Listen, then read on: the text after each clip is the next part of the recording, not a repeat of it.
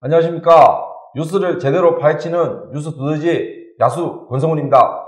네, 뉴스를 꼭꼭 씹어주는 뉴스 소화제 미니 아나운서 김민정입니다. 요즘 코가 너무 간질간질하고요. 기침도 자주 납니다. 안 그러세요? 예, 저는 사람들이 저보고 털 많다고 다들 털보라고 하고 이렇게 야수라고 하기도 하는데요. 이 털이 봄철에는 그 자체 필터 역할을 좀 합니다. 이 얼마나 촘촘합니까, 이 털들이? 흰 수염도 잘 없어요. 믿거나 말거나인데요. 털이 많아서 저는 이 봄 좀 견딜만 합니다. 우리 김민정 아나운서도 이렇게 털 나면 좀 길러보시죠. 네? 저는 그 제안 절대 반사입니다. 아무튼 미세먼지 꽃가루 때문에 기관지나 코 점막이 예민한 호흡기 알레르기 환자들, 이맘때 고생이 이만저만이 아닌데요. 이를 예방할 수 있는 방법을 알아봤더니 봄맞이 대청소가 도움이 된다고 합니다. 청소. 그래? 쓸고, 닦고. 오늘도 우리 사무실, 방, 거실 좀 이렇게 한번 대청소 하시면 어때요? 마치고 같이 할까요? 사실, 부장님의 이 정돈되지 않은 책상이 이 사무실 알레르기 유발의 온상이 아닐까 싶은데. 지금 제 책상 얘기하시는 거예요? 너무 더러워요. 와, 우선, 거기부터 먼저 청소를 하시면 사무실 직원들의 재채기나 기침이 한결 좋아질 것 같습니다. 꼭 좀 부탁드릴게요. 좋은데, 이 방송에서 이런 식으로 하면 제 사생활 침해 아닙니까? 제 이미지 자꾸 추락하는 것 같은데. 너무 더러워요. 정말 저거 더럽다 이런 소리 들으면. 좀 치우세요. 오늘도 괜히 털 얘기하다가 운전도 못 건졌습니다. 청소하겠습니다. 네. 제가 지금 책상 참 더러운데요. 그리고 오늘의 뉴스부터 먼저 전해주시죠. 네. 오늘의 뉴스입니다. 대구시청 신청사 건립 15년 만에 결론. 대구 문화예술 아카이브 추진단 신설, 대구 북을 노리는 한국당 총선 주자들, 제36회 대구 연극제 개막. 자, 그럼 오늘도 따끈따끈한 지역 소식 한번 전해드리겠습니다. 네, 15년 만에 대구시 신청사 이전이 본격화될 것으로 전망된다는 소식부터 전해드리겠습니다. 26일 대구시 신청사 후보지 기준과 절차 등을 마련할 신청사 건립 추진 공모화위원회가 꾸려지면서 이 신청사 유치전에 뛰어든 각 기초자치단체의 움직임이 덩달아 분주해지고 있는데요. 부장님, 현재 상황을 어떻게 보십니까? 예, 공론화위원회, 그죠? 그렇습니다. 2004년 이후에 15년 만에 드디어 대구시 신청사 건립 예정지가 결론이 날 것 같습니다. 신청사 건립의 컨트롤 타워 기능을 수행하는 공론화위원회의 면면이 드러났는데요. 그리고 연말 목표인 신청사 최종 부지 선정 절차도 본격화됐습니다. 현재 신청사 유치 경쟁에 뛰어든 곳은 4곳인데요. 대구 중구의 현 위치가 있고요. 북구 상격동의 옛 경북도청 자리, 그리고 달서구 옛 두류수영장 부지, 그리고 달성군 화원읍 설화리 LH 분양 홍보관 등입니다. 네, 그러면은 이 스코어를 매기려면은 단점과 장점을 제대로 파악해야 되지 않겠습니까? 우선 장점부터 콕콕 찝어주시죠. 콕콕. 네, 콕콕 찍을 수 있을지 모르겠습니다. 한번 봅시다. 중구가 내세우는 장점은 역사와 전통입니다. 대구 도심 중앙에 위치했다는 점이 아주 큰 장점이 되겠죠. 북구는 새로운 대구의 발전축이 될 옛 경북도청터라는 입장이 있고요. 최근 경제협력체로 상생을 내세우는 경북과의 접근성도 좋다는 점도 강조하고 있습니다. 달서구는 다른 후보지와 비교해 높은 경제성을 강조하고 나섰는데요. 두류 정수장이 시유지라서 토지 매입 비용이 제로다. 이걸 내세우고 있습니다. 뒤늦게 유치전에 뛰어든 달성구는 천혜의 자연환경을 바탕으로 도심공원 개발이 유리하고 시민 중심의 신청사 건립이 가능하다는 장점을 주장하고 있습니다. 그럼 단점은요? 단점은요? 오늘 좀 스마트하게 되겠습니까? 원래 스마트한 사람은 아닌데, 아무튼 대구시 평가에 따르면 중구의 현 시청사 아시죠? 그죠? 부족한 업무 공간을 확장하는 것이 지금 아주 과제인데, 어쨌든 지금 가보면 되게 답답합니다. 저도 한 번씩 시청에 일이 있어서 가면은 타닥타닥 붙어 있는 모습들이 답답한 느낌을 주고요. 북구 옛 경북도청터는 정부 소유지로 전환할 부지 매입 비용 충당이 제1순위 과제로 지목이 됐습니다. 달서구 옛 두류정수장터는 진입로 확장 문제가 좀 걸리고, 그리고 달성구는 LH 홍보관터가 대구 도심에서 너무 멀리 치우친 점 등이 각각 단점으로 지적됐다고 합니다. 그러면 개인적으로 어디가 유력하다고 보십니까? 예, 시청자 여러분 생각은 어떤지 모르겠는데, 이 방송 끝나고 댓글로 의견 달아주셔도 좋습니다. 저는 뭐 개인적으로 지금 서울 청와대 자리가 사실은 경북도청 자리거든요. 대구로 보면 이게 다 사실은 또 뒤에 803과 뒤에 야산과 또 신천, 금호강 이중 배산 임수 구조로 되어 있습니다. 그래서 조금 뭐 그 자리가 맞지 않나 싶은데 이거 제 지극히 야수의 개인적인 생각이니까 그냥 참고로만 해주십시오.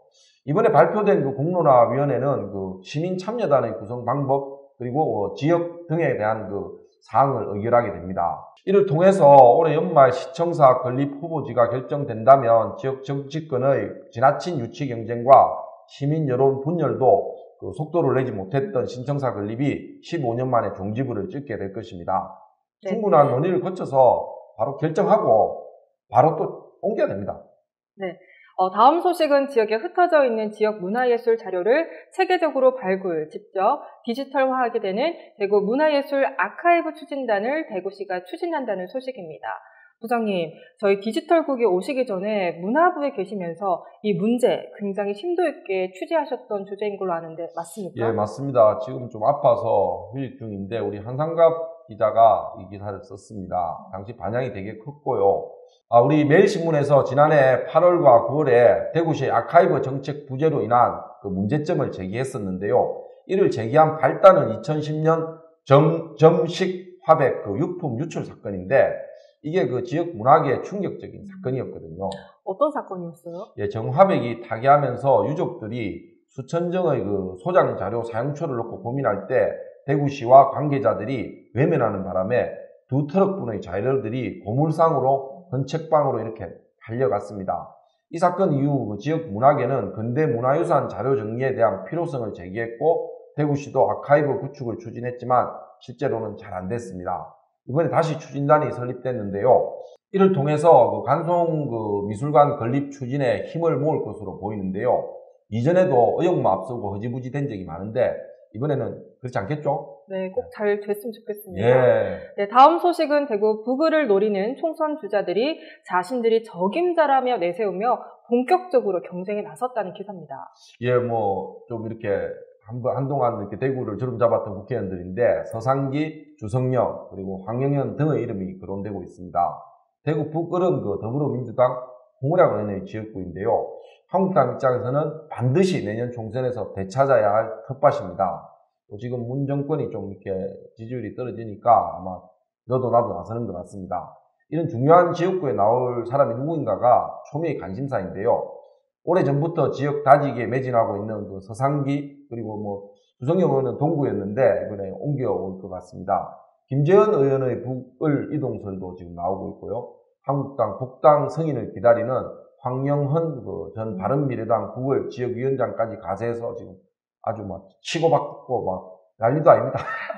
네, 홍준표 전 대표가 당협위원장직을 잠시 맡았다가 지난해 지방선거 패배 이후 지역구를 떠난 이후로 공석인 이곳에 과연 누가 최후의 승리자가 될지 지켜보는 재미가 있겠습니다. 예, 한번 뭐 치고받고 하는 모습 한번 지켜봅시다. 네, 마지막 소식은 제36회 대구 연극제가 오늘 개막한다는 소식입니다. 여러분 이거 예매를 서둘러야 되겠는데요. 전체 10회 공연입니다. 4,000석 정도가 마련되어 있는데 월요일이죠. 25일 기준으로 50% 이상의 예매율을 보이고 있다고 합니다. 그도 그럴 것이 그 쟁쟁한 극단들의 작품들이 무대에 많이 오르는데요. 지난해도 사실은 거의 95% 뭐 매진이었습니다. 올해도 그런 것 같고요. 지역의 그 수준 높은 배우들이 총출동한다고 합니다. 노련미, 참신함까지 두루 갖춘 그 대구 연극제가 이제 31일까지 이어집니다. 이번 주 일요일까지죠, 그죠? 명배우, 탄탄한 극본으로 꽉꽉 찬 명품 연극들 많이 즐기시기 바랍니다. 네, 오늘도 매미야 기사 마음에 드셨습니까? 그렇다면은 좋아요, 구독, 알림 설정 잊지 마시고요. 그리고 내일은 매미야 하루 쉽니다. 이어서 내일의 뉴스는 이화섭 기자가 전해드립니다. 내일인 3월 27일 매일신문에 실릴 주요 뉴스 간단하게 살펴보겠습니다. 내일자 매일신문은 포항지진 관련 후속 보도 계속 이어갑니다. 포항지열발전소 운영 전 산업자원부와 발전소 운영사 등이 화재 사례를 충분히 인지했다고 자문까지 들었지만 이를 무시했다는 사실이 밝혀졌습니다. 물주입부터 지진 전조현상까지 스위스 바젤에 있었던 지열 발전 촉발 지진과 같은 상황이 벌어졌었지만 이를 무시하다 결국 대한민국에서 두 번째로 강했던 지진을 촉발시키는 결과를 초래했는데요. 산업자원부와 운영사 측은 왜 이를 알고도 무시했는지 내일자 매일신문을 통해 확인하실 수 있습니다. 대구 서구 동물화장장을 둘러싼 법정 공방이 심화되는 가운데 최근 대구 고등법원에서 열린 관련 재판에서 재판부가 사업자 측의 손을 들어주면서 갈등이 새로운 국면을 맞고 있습니다. 서구청이 건축 허가를 내주지 않을 경우 매일 100만 원을 지급해야 하는 상황이라 3차 심의일인 4월 5일을 주목하고 있는 상황입니다. 대구 최초의 동물화장장이 세워질 수 있을지에 대한 전망, 내일자 매일신문에서 확인하실 수 있습니다. 강사법 개정 여파로 지역 대학들이 재정 부담을 낮추기 위해 시간 강사들에게 겸임 강사 형태로 계약을 권유하고 있다고 합니다. 사대보험을 대학이 아닌 다른 업체나 학회 등에서 적용받도록 하기 위해서라고 하는데요. 이렇게 되면 강사에게 주는 강의 비용이 1인당 2만 원에서 5만 원까지 낮아질 수 있다고 합니다. 이에 일부 대학에서는 시간 강사의 대량 해고 사태까지 벌어지고 있는 실정입니다. 이렇게 꼼수를 부리는 대학에 문제는 없는지, 또 대학생에게 올 피해는 없는지 내일자 매일신문에서 자세히 분석해 드립니다. 참고로 내일의 뉴스 내용은 매일신문 지면 사정에 따라 변동이 있을 수 있다는 점 양해 부탁드립니다. 내일은 매미야가, 모레는 내일의 뉴스가 쉬어갑니다. 대신 내일은 토크 20분에 우동기 전 교육감이 출연해 이야기를 나눌 예정이고, 모레 불금 초대석에서는 노래 동대구역을 부른 향토 가수 현정화 씨가 출연합니다. 시청자 여러분의 많은 관심과 시청 부탁드리겠습니다. 시청자 여러분의 하루하루 나아지는 삶을 응원하겠습니다. 3월 27일 매미야 이것으로 마치겠습니다. 감사합니다. 구독, 좋아요 많이 눌러주세요.